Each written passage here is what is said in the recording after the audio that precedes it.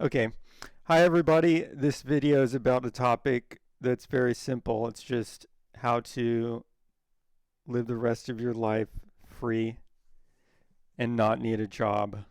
Now, this is something that typically, it takes about 30 years to retire from a job, at least. That number keeps going up, but typically 12 years of school, 4 years of college, that's 16 plus another 30 years, that's 46 years of some kind of work with probably somebody telling you what to do for all that time to get to the point where you're essentially self sufficient and you don't have to work anymore if you don't want to, but you have food and shelter.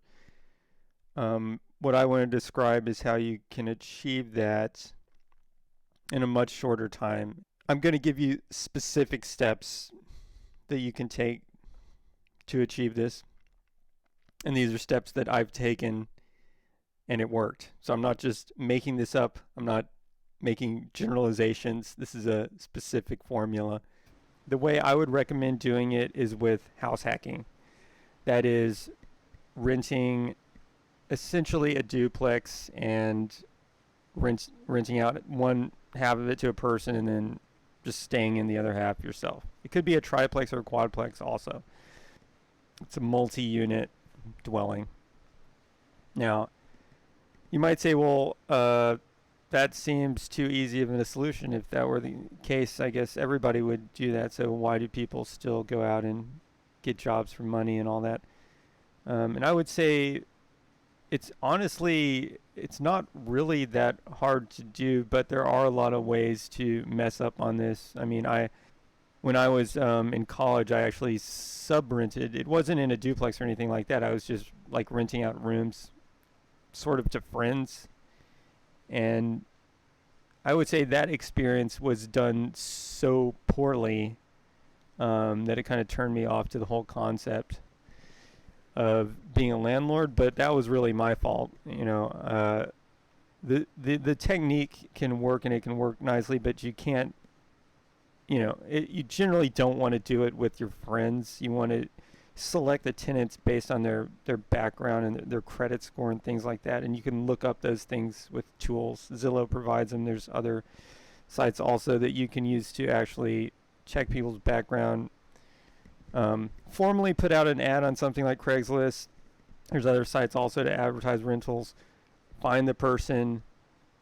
Get a real tenant, not just a friend. A tenant that's selected on their ability to pay. And then if they're not paying, then you're going to have to remove them. That's why you don't really want them to be a friend anyways. But if you actually follow the standard strategies, which you can find on the internet actually, to find tenants and put them in, and you use a multifamily, like a duplex, rather than trying to put people in rooms, which is like psychological torture basically, then this works out really nice.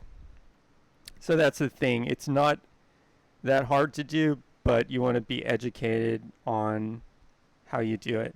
Now, as far as finding the house goes, I lived in California for a while, and that's one of the reasons I never even bothered to do this. I actually did do some research to see what were the best price to rent ratios I could find, but none of the homes on the market that I could find were good enough to really be good investments. So if you're in one of those states, I would say move to a different state. And if you want to find a house that has a low price and high rent, it really helps to go on something like Zillow and just search the whole United States for a range of prices. The one I bought cost $30,000 in Detroit, and there's some people that are afraid of Detroit, but I've lived here. It's in the suburbs. It's a quiet street. There's never seen any crime occur here. I saw more crime in California and San Francisco than I've seen here. And honestly, even there where I saw the crime, it wasn't really that much violent crime. Here I haven't seen any crime at all.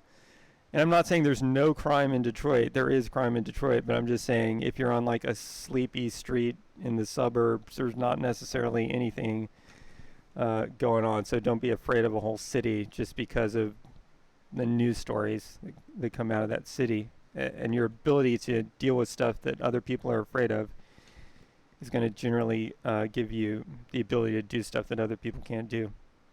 So anyways, my approach was just buy the house outright cash, $30,000. That gave me an advantage over other people bidding on it. But if you don't have $30,000 cash, or even more than that for houses in other places, then you want to use a loan. You could use something like an FHA loan.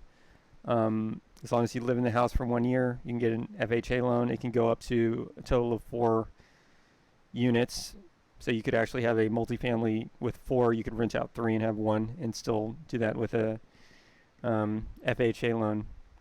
Or you could use some other kind of home loan. You should really just check with all the local banks in your area. Just go to Google, type in bank. It'll list a bunch of local banks and start calling them, see which one is going to give you the best rate. If for some reason that you can't get a loan at all and you've exhausted all your resources in terms of signing with somebody else, asking your mom or dad to co-sign with you, because you don't even need a good credit score if somebody signs with you.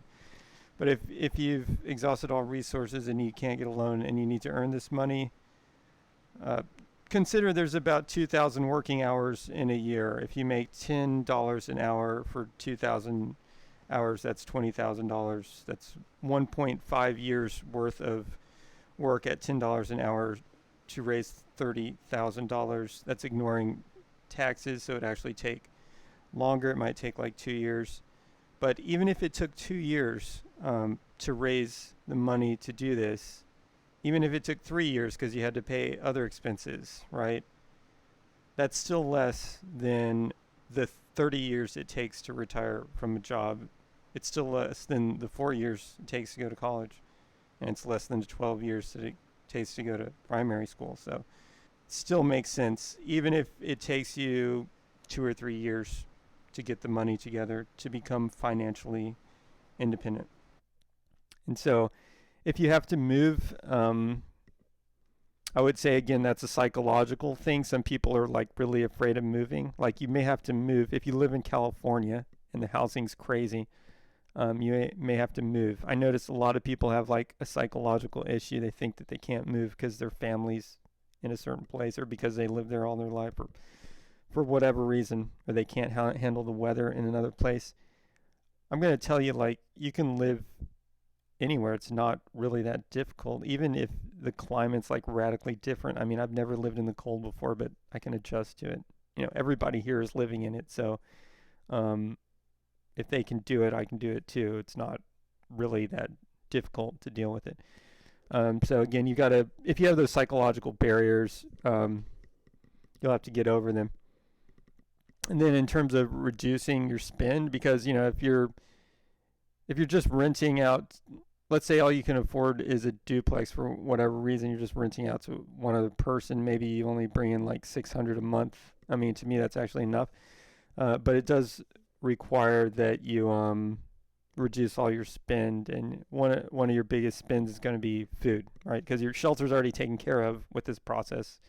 That's usually one of your biggest spends, but you've basically taken care of that. So now food is one of your biggest spends. So just don't get food from restaurants. Just make it a rule. Get food from grocery stores and look for good deals, but I mean, look for healthy stuff too.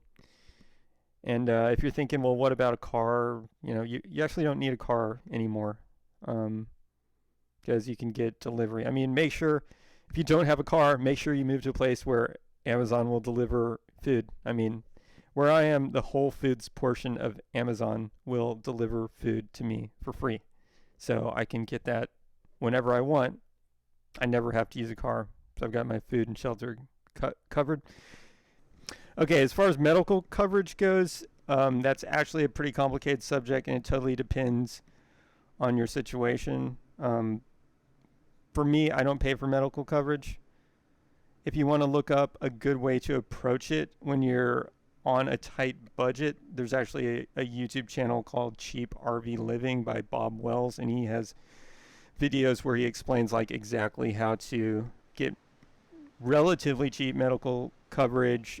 I would check that out if you have particular medical issues. But for me, I just don't get medical insurance.